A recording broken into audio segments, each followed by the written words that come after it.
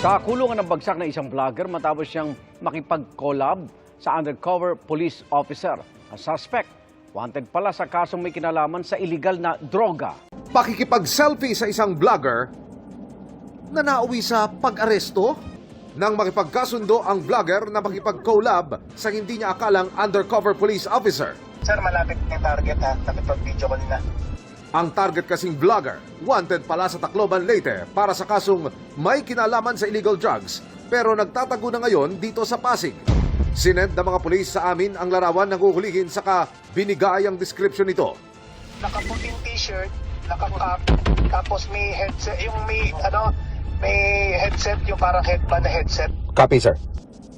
Maya-maya pa, dumating na ito sa area na naka-live at may ka-video call pa. Pitan muna siya ng mga nakasibilyang pulis na kunwari magpapa-selfie.